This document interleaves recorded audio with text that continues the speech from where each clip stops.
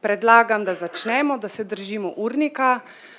Dobrodošli na današnjem dogodku z naslovom Predstavitev sporočila Evropske komisije o prihodnosti skupne kmetijske politike po letu 2020, ki ima naslov Prihodnost preskrbe s hrano in kmetijstva. Tukaj na moji desni vidite potek današnjega dogodka. Najprej bo predstavitev oziroma pozdravni nagovor našega ministra, magistra Dejana Židanja. V nadaljevanju sledi predstavitev strani Evropske komisije, gospa Branka Tome. Potem bo kratka pavza z pogostitvijo, z kavo in z nekim prigrizkom. V nadaljevanju pa bo sledila okrogla miza z panelisti, ki so navedeni, in jo bo moderiral docent doktor Marko Lovec. V zaključku pa bo zaključke podala državna sekretarka magister Tanja Strniša. Naj povem, da je današnji dogodek bil izredno zaželen na terenu, tako da smo žal morali številne tudi odsloviti. Zato smo se odločili, da bo dogodek v živo predvajan in ga lahko spremljajo tudi preko spletne strani. Ravno tako bo vaša aktivna možnost sodelovanja preko Mentimetra v času okrogle mize. Tako da boste pozvani k odgovarjanju na postavljena vprašanja. Da ne bom predolga, zdaj bi prosila ministra, magistra Dejana Židana, da nas pozdravi.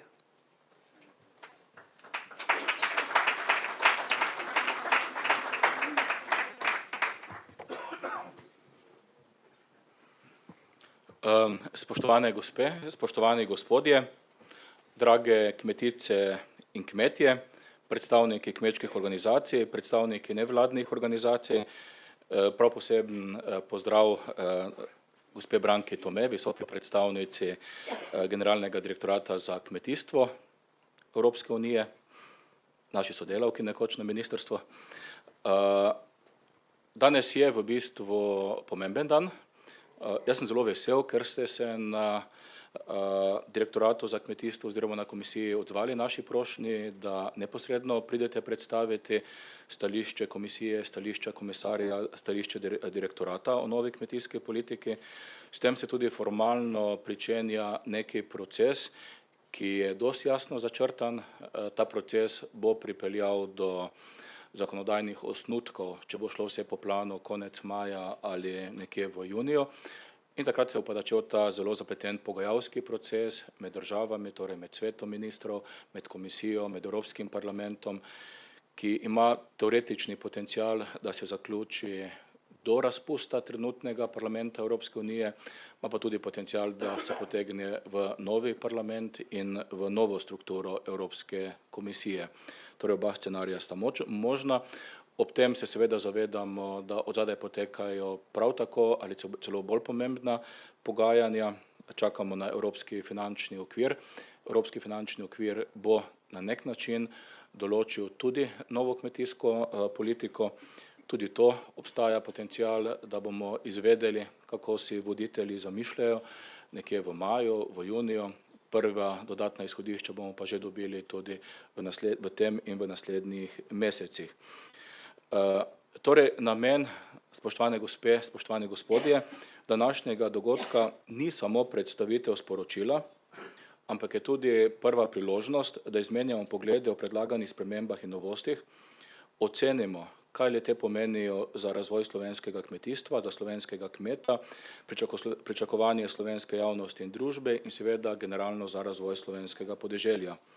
Temu dogodku bodo sledili še drugi, ki bodo omogočali izmenjavo stališč na bolj tehnični ravni. Upoštevajoč vse pripombe in pobude, bomo na to pripravili uradno stališče Republike Slovenije do sporočila Evropske komisije.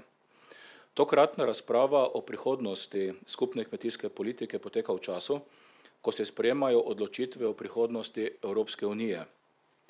V času, ko potekajo pogajanja o izstopu Združenega kraljestva in ne nazadnje, pa mogoče tudi zelo pomembno ali celo najbolj pomembno, ko potekajo pogajanja o večletnem finančnem načrtu Evropske unije.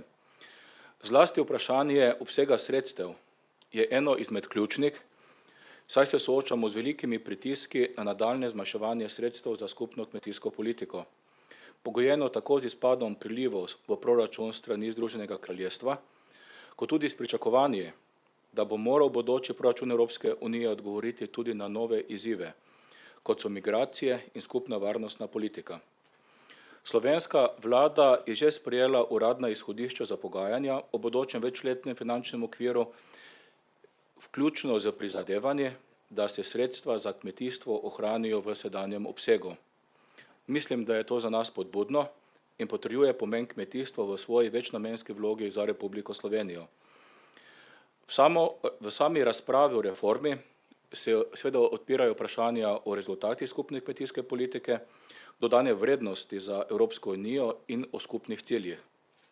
Pri tem se soočamo tako s pozitivnimi, kot tudi negativnimi odzivi, zlasti vezano na dosežene rezultate skupne kmetijske politike in kmetijstva pri varovanju narave in okolja.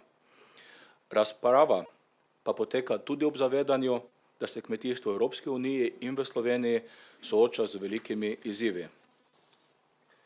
Podnebne spremembe, ki jih krepko občutimo tudi v Sloveniji. Naj spomnim na zaporedno pozebo, škodo zaradi žledu, lubadarja, vetroloma, sušo, točo, potem nihanjem cen na kmetijskih trgih in izzivih povezanih z nadaljnjo globalizacijo ter političnimi razmerami. Primer tega je kriza na trgu z mlekom, posledice ruskega embarga, omejitve zaradi izbruhov bolezni živali in podobno. Na to vse večjimi pričakovanji potrošnikov glede varne in kakovostne hrane ter dobrobiti živali in nenazadnje z napori za več trajnostnega kmetijstva. Sporočilo komisije na ta vprašanja jasno odgovarja. Skupna kmetijska politika ima dodano vrednost za Evropsko unijo, rezultati so dobri, jih je pa še mogoče izboljšati. Potrjuje se obstoječe cilje, ki izhajajo iz pogodbe o delovanju Evropske unije, kot tudi širše družbeno prepoznane cilje in tudi, da skupna kmetijska politika daje odgovor na nove izzive. Tako za prihodnjo skupno kmetijsko politiko ostajajo ključne prioritete naslednje. Zagotavljanje prehranske varnosti in pridelave varne ter kakovostne hrane. Prispevati k dohodkovni stabilnosti kmetov ter ohranjati kmetijsko pridelavo na celotnem območju Evropske unije. Sposobnost prilagajanja kmetijstva na spremenjena pričakovanja potrošnikov. Izboljšanje rezultatov skupne kmetijske politike na področju trajnostnega upravljanja naravnih virov, zlasti vode, zraka, kmetijskih zemljišč in biotske raznovrstnosti in soočenja s podnebnimi spremembami. Ter v okviru politike razvoja podeželja, da naj skupna kmetijska politika prispeva k rasti, k novim delovnim mestom na podeželju, kakor tudi k prehodu v krožno gospodarstvo, oblikovanju in izboljšanju delovanja verig na področju kmetijstva in gozdarstva, digitalizaciji, inovacijam in s tem naj prispeva k trajnostnemu razvoju teh območij. Vse to pomeni, da bo kmetijstvo moralo postati bolj trajnostno, bolj odporno tudi na krizne razmere ter s tem zagotavljati boljše prihodke za življenje kmetov. Mislim, da se lahko vsi strinjamo, da so izpostavljeni cilji v resnici tudi cilji Republike Slovenije. Seveda pa Slovenija mora jasno imeti izoblikovane svoje lastne interese. Zelo pomembno za stališča Slovenije so najave strateškega načrtovanja. Strateško načrtovanje, kakor je sedaj prikazano v Sloveniji in marsikatera druga država, s katero sem že imel možnost s predstavniki se pogovarjati, razume končno kot možnost, da se kmetijska politika poenostavi.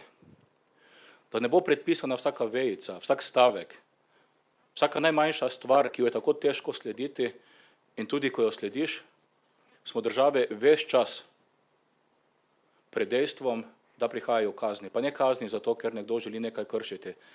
Ne kazni zato, ker goljufa v svojo korist.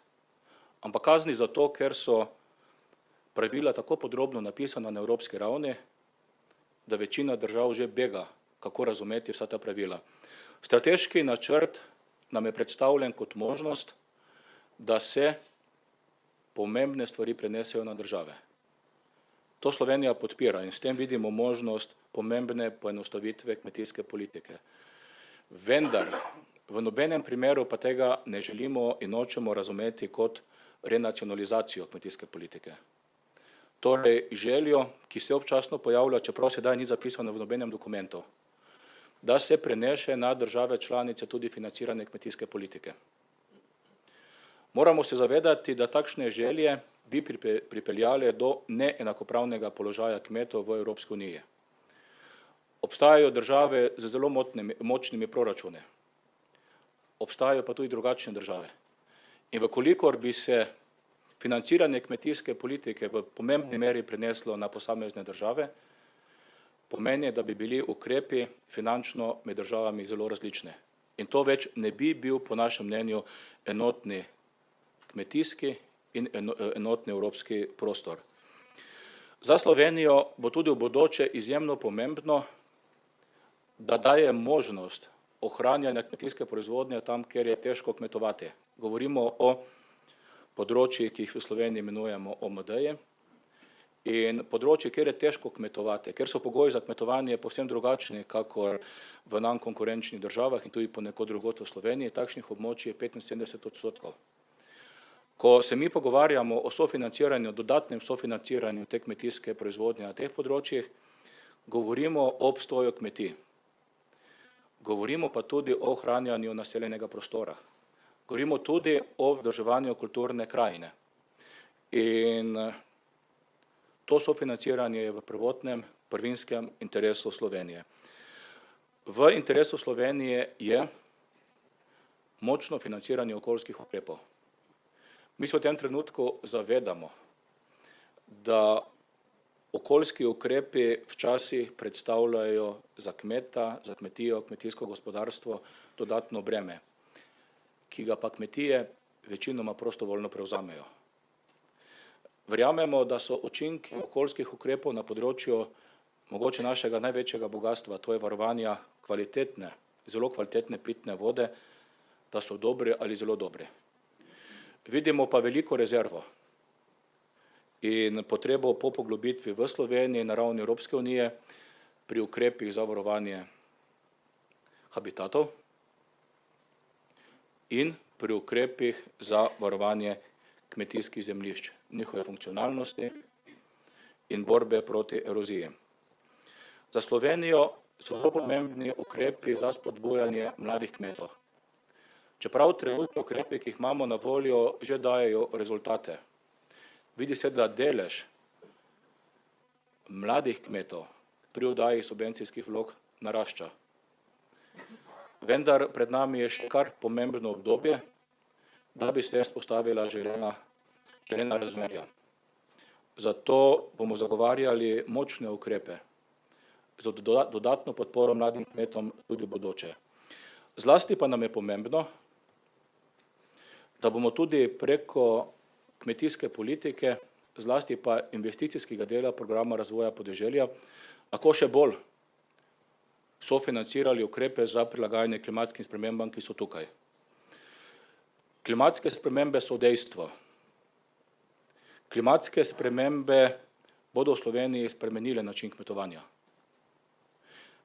Večino bremena nosijo kmetije. Kmetijska gospodarstva nosite kmetice in kmetje. Vendar država ima dolžnost, da zagotovi dodatna sredstva, da bo sofinanciranje prilagajanja lažje. Saj edino to bo omogočalo, da vzpostavimo bolj odporno kmetijstvo. Slovenija ima še kar nekaj ciljev, verjamem, da jih boste skupaj dodatno definirali na okrogli mizi in tudi v naslednjih mesecih. Zelo pomembno pa je, da podeželski in kmetijski prostor v nadaljnjih mesecih zelo jasno sporoča. Pričakovanja od podeželja do podeželja, od kmetijstva ali do kmetijstva naraščajo. Pričakovanja o varni preskrbi z hrano, pričakovanja o višji kakovosti proizvodnje, Pričakovanja o varovanju naravnih virov so vedno večja. Torej, naloge, ki jih kmetijstvo dobiva, so vedno večje. Naloge dajati preko dokumentov,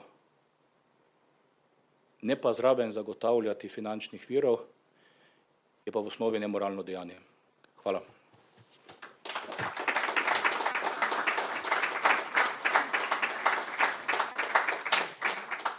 Hvala, minister. Sedaj pa vabim gospod Branko Tome, da nam predstavi sporočilo, njegove usmeritve in cilje. Prosim.